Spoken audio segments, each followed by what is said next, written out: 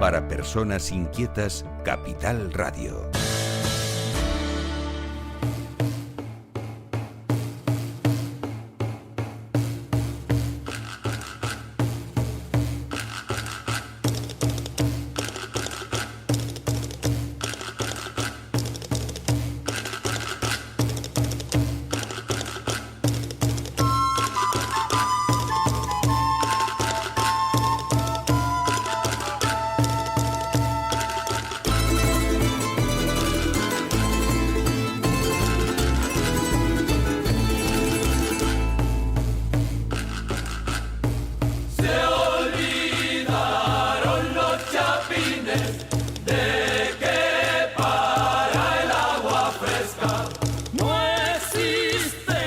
Bueno, hoy vamos a hablar del fuego, importantísimo. Fíjense qué cosa tan simple que nosotros ahora encendemos el fuego con nada, con un fósforo, con un mechero y hacemos fuego. Vamos a hablar del fuego, pero de los guanches. Pablo de Luca, buenos días. Buenos días, sí, vamos a hablar de fuego. A ver, ¿cómo...? Una cosa tan importante como para calentar la comida, para hacer tantas cosas. Para hacer miles de... Para todo. Sí. ¿Los guanches conocían el fuego? Sí, bueno, los guanches conocían... Esa es la pregunta que se hacían los historiadores, que se hacían los cronistas. Y entonces, claro, investigando todo lo que es la tradición de cómo lo obtenían, nos detenemos en la descripción de los antiguos... Pero conocían el fuego. O sea, lo obtuvieron...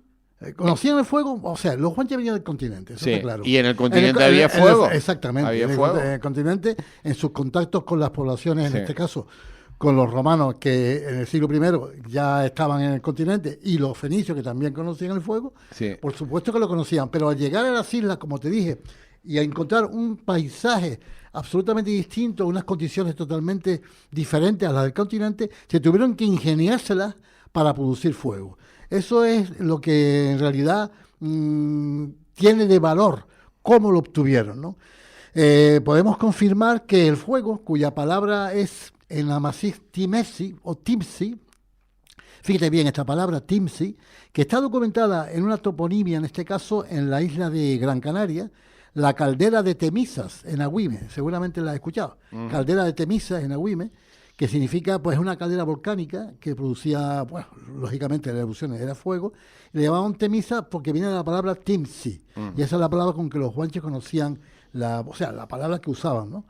Y curiosamente hay también tradición oral y también escrita de que los guanches, para conjurar las erupciones volcánicas, hacían hogueras en los que eran las zonas próximas para calmar, entre comillas, la furia del volcán, ¿no? Esto es importante reseñarlo porque te explica algunas cosas que, sobre todo en los años 90, con la famosa aparición de la piedra sanata, acuérdate que hubo mucha polémica y tal, pues resulta que la piedra sanata, que no tiene, según historiadores y según especialistas en escritura lírico-bereber, que no tenía connotación, diríamos, lingüística, sino de tipo ritual, ¿no? Era una piedra en forma de pez o pisiforme, en la que se tenía una especie de conjuro a la actividad volcánica. Fue encontrada en la zona de montaña reventada, en la zona de las cañadas del Teide, ¿no? Semienterrada, ¿no? Hay una información, y eso fue, diríamos, la prueba de que los guanches tenían miedo, temor, absolutamente, lógicamente, ¿no?, a las erupciones volcánicas, ¿no?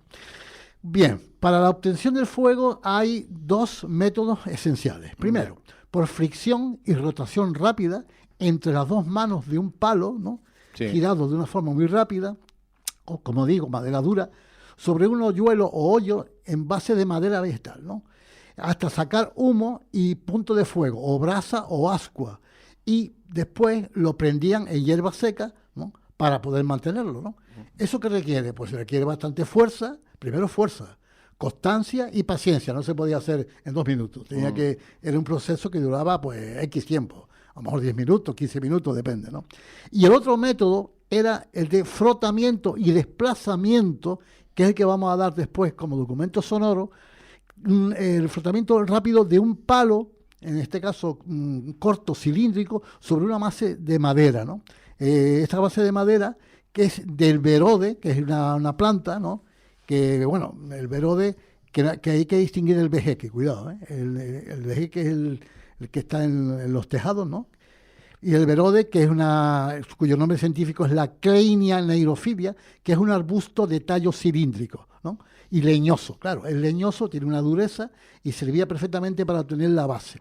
Y después había un percutor, quiere decir, un palo que es lo que producía por rozamiento ese fuego, esa chispa o esa brasa, ¿no?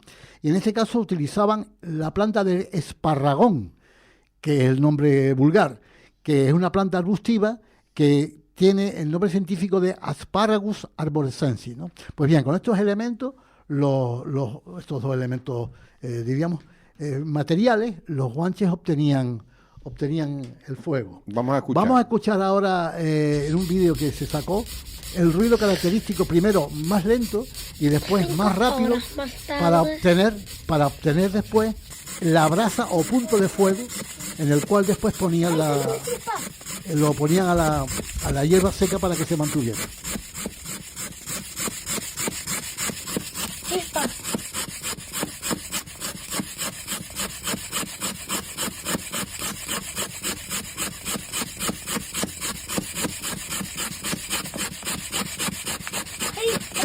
¡El fuego!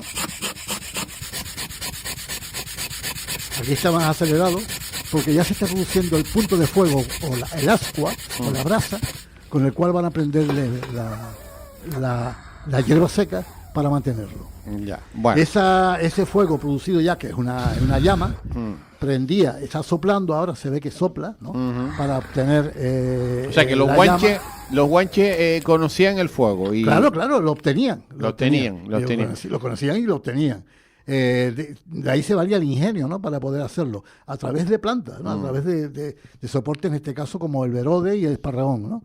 Y entonces, una vez ya prendido en la hierba seca, iban añadiendo después otros materiales, como por ejemplo rama seca, más grueso, para poder mantener la llama y dejarla ya fija, para no tener que volver a volver a repetir la operación. Porque imagínate, cada vez que iban a tener fuego, hacer la misma operación que duraba 10-15 minutos, pues era un follón, ¿no? Por tanto, ya tenían el fuego o la hoguera en constante, digamos, o sea, estaba allí. No se perdía, ¿no? Se lo estaban avivando continuamente, echando siempre materiales combustibles, ¿no? Los textos etnohistóricos son muy importantes a la hora de demostrar esta existencia y esta práctica para obtener fuego. Así, por ejemplo, Núñez de la Peña decía, según estas fuentes, los guanches sacaban fuego entre dos palitos, claro, de una forma un poco menos técnica, uno recio y con punta y el otro era de madera floja, más blanda, en la cual hacían un hoyuelo o un hoyo y con el otro en ambas manos abiertas lo torcía muy aprisa, daba un momento de giro muy rápido, ¿no? Para que se pueda producir la fricción, ¿no? Y hacía primero humo hasta que prendía el fuego. Esto lo dijo nada más y nada menos que Núñez de la Peña a finales del siglo XVII, en 1676. Por lo tanto, esta información que tenía Núñez de la Peña no podía ser justo en el momento del final de la llamada conquista, ¿no? Que fue en 1496, sino que se prolongó varios siglos después, ¿no? Y era la transmisión oral de los descendientes de los guanches que daban cumplida información a estos cronistas que la cogían de los viejos, o sea, de los antiguos, ¿no? De los abuelos, de bisabuelos, de esas generaciones que pervivían y que contaban cómo se obtenía el fuego. Después están la labor arqueológica. La labor arqueológica es muy importante y vamos a dar tres lugares donde hay constancia de existencia de estos materiales que usaron los guanches para hacer el fuego, ¿no? Los hallazgos que están depositados en el Museo Arqueológico de Tenerife muestran una pieza de madera, fíjate las dimensiones, de 75,5 centímetros de largo por 9,4 centímetros de ancho, que es la base, digamos la base de madera en la que se hacía el rozamiento. Y es procedente de los asientos de Pedro Méndez, en la Orotava, que presenta una acanadadura longitudinal labrada, acompañada de otra de tendencia cilíndrica con señales de haber sido quemada. Esa pieza cilíndrica es lo que se llama el percutor, ¿no? Con el cual hacían el rozamiento en este caso. Una segunda pieza de madera, ya hay una diferencia ya de dimensiones, esta es más corta, de 17,5 centímetros de largo por 5,5 centímetros de ancho, o sea, dependían las dimensiones del material, y que se encontró también en la Orotava, en la llamada Cueva del Salitre, en Montaña Rajada, en los altos de la Orotava, ¿no? Con evidencia de haber estado expuesta reiteradamente a episodios puntuales de combustión, ¿no? Que posee una huella circuliforme en el centro, promovida por la flotación de un instrumento de tendencia cilíndrica. Es curioso que estos dos puntos se producen en la Orotava, en el Mencellato de Taoro, que era uno de los más poblados y en el que, bueno, el poderoso Bencomo tenía su poder, ¿no? La existencia del fuego. Pero después, no solamente en esta zona del norte, sino que también en la zona este de la isla tenemos un tercer elemento arqueológico, que es un fragmento de madera quemada, en este caso de 22,5 centímetros de largo por 5 centímetros de ancho, procedente de la zona de Igueste de San Andrés. La zona de Igueste de San Andrés es muy retirada, ¿no? Hay que coger la carretera esta, hay que subir a la parte alta, que se llama. Es un pueblo muy pintoresco y que está poco frecuentado. Es un pueblo aislado totalmente, y que hay una multitud de elementos guanches que están todavía por descubrir, ¿no? Pues ahí se encontró esta pieza, en cuya superficie aparecieron también los llamados hoyuelos circulares para obtener el fuego, ¿no? Los hoyuelos es donde metes la madera y frotas con las manos el palo para... Se hace como un hoyito, un hoyuelo, los castellanos llaman hoyuelo, para poder girar, ¿no? Y ya digo, estos dos métodos, el frotamiento rápido y el frotamiento que se traslada o que, diremos, se desliza produciendo el fuego, que es el que acabamos de oír, porque hay estos dos métodos, pues eran los dos principales para poder obtener el fuego, ¿no? Después hay una interesantísima descripción de Marín de Cuba, ¿no? Que habla, dice, mitad leyenda, mitad historia. Tú sabes que las leyendas son siempre basadas, o están basadas siempre en historias que han ocurrido de verdad. La leyenda siempre tiene una base histórica, una base verdadera, ¿no? Pues bien, Marín de Cuba dice que textualmente por muchos años, refiriéndose a la isla del Hierro, no supieron hacer fuego. Ajá. Enseñóles el fuego ludiendo entre dos palos secos una mujer gomera que vino al Hierro nadando sobre dos odres llenos de aire, y enseñó otras muchas cosas que ellos dicen. Pero entonces en el Hierro no había... No conocían el fuego. Pero por eso te digo que aquí hay... Claro, pero lo conocían en otras islas. Esta historia que cuenta Marín de Cuba, los cuales es uno de los autores más fiables dentro de lo que es el elenco de cronistas de la conquista, aparte de Espinosa y de Berrio Galindo. Estamos hablando del año 1694, estamos hablando de finales del siglo XVII. Si Marín de Cuba lo dijo es porque es cierto. Bueno, tú sabes que en tiempos de bonanza, cuando no hay nubes, cuando hay una serie de condiciones climáticas, se pueden ver las islas perfectamente. Por ejemplo, ayer desde el Teide se ven todas. Ayer desde bajando por la autopista se veía La Palma, fantásticamente bien, La Palma y en el fondo el Hierro, ¿eh? Ayer se veía. Por lo tanto, en condiciones, repito, de falta de... Digo por el norte, no se veía La Gomera porque por el norte no se ve La Gomera. Por falta de... Bueno, cuando no hay nubosidad y cuando las condiciones climáticas y atmosféricas son idóneas, se pueden divisar las islas. Por lo tanto, desde La Gomera, en esas condiciones se veía el Hierro. Por tanto, los guanches, y es curioso, fue una mujer la que hizo esto. No es el primer caso, también hubo navegaciones entre Tenerife y La Gomera, por eso la playa de La Guancha, en la isla de La Gomera, que iban nadando en foles. Los foles son como zurrones de piel de cabra inflados y que servían de flotadores, ¿no? Esto es importante para que no se y fueron desde La Gomera de La Gomera hasta el Hierro se tremendo, divisaba. Y es curioso, nuestras investigaciones en cuanto a la procedencia continental de los habitantes de La Gomera y del Hierro son sorprendentes, ¿no? Hay unas investigaciones que indican que los gomeros, que proceden de un sitio del continente llamado Gúmara, que está en el noroeste de Marruecos, Y después está los habitantes del hierro, que eran los Bimbache, ¿no? Que proceden de otra tribu en el Rif central, también en el norte de Marruecos, se llaman los Ait Béchir, del que Sabino Berthelot, que fue cónsul francés en Tenerife en el siglo XIX, habló, ¿no? O sea, él asoció la palabra Bimbache a Ben Béchir, que eran estos habitantes que venían de la parte continental, ¿no?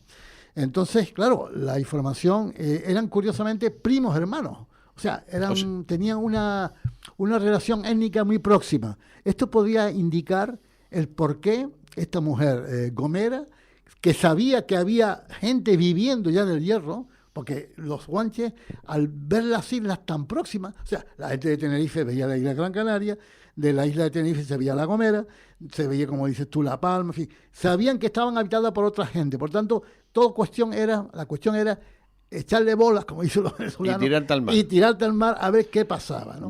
Y entonces, lo curioso es que fue una mujer.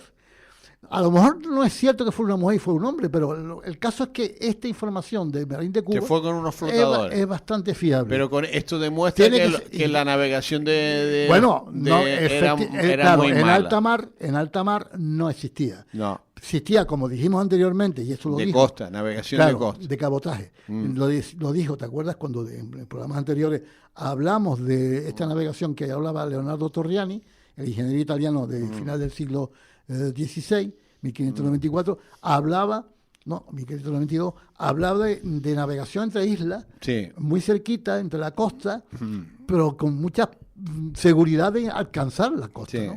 Incluso para hacer hasta incluso robo de ganado. Pero tú date cuenta que si en el hierro no había fuego, no conocían el fuego. Esto es un dato importante. Estamos hablando de aborígenes del hierro que no conocían el fuego. Exacto. Tremendo, ¿no? Estamos hablando de que es una isla pequeña. Había una población reducida y no tenían el nivel. Pero vamos a ver, si no conocían el fuego es que no habían visto el fuego nunca hacerlo. Porque tú has visto cómo se hace. Sí, posiblemente al venir todos del continente, eso está claro. O sea, de las 7 islas, los indígenas tenían, o aborígenes, tenían una procedencia continental que está totalmente confirmada. Venían de distintas partes del continente. Lo que pasa es que a los herreños no se le ocurrió, ¿no? ¿Me entiendes?, hacer esa obtención del fuego. Que se comían las cosas crudas o los elementos crudos, efectivamente, tenía que ser de alguna forma. Claro. Pero lo que sí, en tiempos de bonanza, cuando el mar está calmo, ellos se echaron a la mar, en este caso esta mujer, con los odres hinchados, para poder llegar a la isla de Hierro y enseñarles el fuego. Esta información de Marín de Cuba no es nada sospechosa de ser una fantasía, porque tuvo que ser por tradición oral. O sea, no pudo haber sido inventada, ¿no? Está claro, porque este hombre es uno de los más fiables, la historia general de las Islas Canarias de Marín de Cuba. Mira, y después autor poco conocido también. Una pregunta a lo mejor que no me sabes contestar, pero por ejemplo, en las cuevas donde estaban los guanches había zonas donde se veía que había habido fuego. Sí, sobre todo en los techos de las cuevas hay señales de combustión. Ajá. Vamos a ver, ellos vivían en cuevas, en chozas, en cabañas, chozas y cabañas de piedra seca, ¿no? Y también aprovechando, como dijimos en anteriores programas, cuevas naturales que había a montones en todas las islas, ¿no? Sobre todo en las partes altas, tanto en Gran Canaria, en Tenerife, etcétera, donde vivían, ¿no? Aprovechando pues su amplitud, en fin, todas las condiciones que había. Ellos tenían su hogar, llamado en Tamasik Tacat, es la palabra que utilizaban, aunque no está documentada en las crónicas, pero hacían un fuego con los 3 teniques, el famoso fogal de los 3 teniques, que ha sido siempre y todavía hasta el siglo XIX se seguía usando en los lugares campesinos, ¿no? De las islas, pues hacían su fuego. Ahí ponían a hervir los recipientes para calentar la comida, etcétera. Pues lo hacían en el interior de las cuevas. Por lo tanto, la lumbre, el fuego estaba dentro de las cuevas y eso producía una combustión que afectaba al techo y se han encontrado huellas de combustión, el techo ennegrecido de las cuevas. Otras veces lo ponían fuera, dependiendo de lo que era durante el día, lo ponían fuera y después por la noche lo ponían dentro para alumbrarse, entre otras cosas, o para calentar, ¿no?, la comida, etcétera. El fuego era fundamental. Si no hay fuego, si no hay agua, pues la vida es imposible. Esos son 2 elementos, ¿no?, fundamentales para la vida, ¿no? Eso explica la pervivencia, el ingenio y la capacidad de resiliencia o capacidad de saber adaptarse a las condiciones especiales de las islas, porque llegaron a unas islas en las que no existía ni el hierro, ni los recursos que hay en el continente, ¿no? Por lo tanto, esta actividad de la obtención del fuego revela, pues ya digo, un capítulo muy importante que está incluso en el Museo Arqueológico de Tenerife, está en video. La gente que pueda ir a visitarlo lo puede ver a través de un video que, parecido al que tuvimos ahora, el documento sonoro, ¿no? Porque se ve un video flotando por gente que está especializada en esto, ¿no? Pues se ve perfectamente cómo lo obtenían, ¿no? E incluso el otro día salió una información de Matilde Arnay, una arqueóloga, que también ha encontrado viviendas próximas en las cañadas del Teide. O sea, los guanches, sobre todo durante el periodo de la conquista del siglo XV, al huir de los castellanos, ¿no? Se refugiaban en la parte más alta. Y ahí había, pues, tanto cuevas, sobre todo en los Roques de García. No sé si la habrás escuchado. Roques de García, en la parte alta de lo que son las cañadas del Teide. Allí había una serie de habitáculos, de cuevas, y también de cabañas y chozas de piedra seca.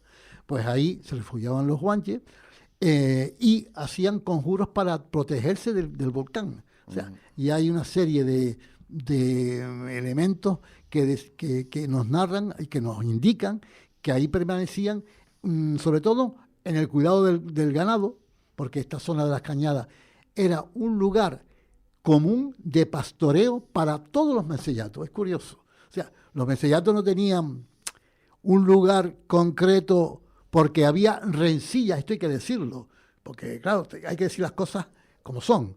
Había rencillas entre los mencellatos para la obtención de ganado. Yeah. Y había algunas veces el robo de ganado entre ellos, ¿no? Sobre todo en la zona de Taoro, los guanches de Taoro invadían la zona de Güímar, para poder procurarse el ganado. Era una lucha cuerpo a cuerpo y provocó algunos conflictos entre ellos, abiertamente, evidentemente, que están recogidos por los cronistas, para apropiarse del ganado. Por lo tanto, pero después llegaron a un acuerdo para tener un lugar común de pastoreo, que eran las cañadas del Teide. En este lugar era, pues, se puede decir, de pastos comunes, ¿no? Había respeto por los ganados de los demás mencellatos. Todos podían pastar allí, en lo que es las cañadas del Teide, porque había una serie de condiciones, digamos, de vegetación, las plantas forrajeras, etcétera, para poder pastar sin problemas, ¿no? No había problemas de robo allí, ¿no? En cambio, si había territorios en los que pasaban los guanches de un mencellato a otro, sí hubo problemas algunas veces. Y eso fue uno de los motivos principales de por qué el mencellato de Bencomo, de Taoro, en tiempos de la conquista, que estaba en contra de la colonización castellana, estaba en contra del de Güímar, que sí colaboró con la conquista, o sea, con la conquista castellana, ¿no? Y por eso eran enemigos. Y de hecho se produjeron batallas, ¿no?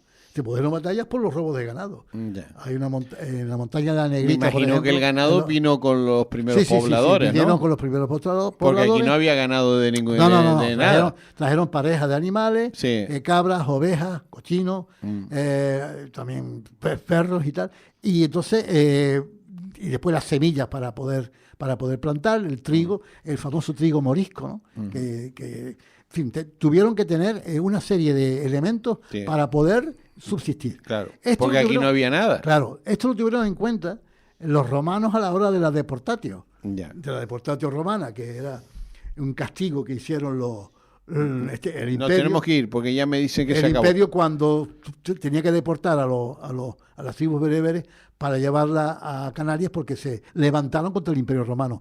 Se dejaron que llevaran todos los elementos para poder sobrevivir. Pablo de Luca, hasta la semana que viene. Hasta la semana que viene, gracias. El remate, con Miguel Ángel González Suárez. Capital Radio.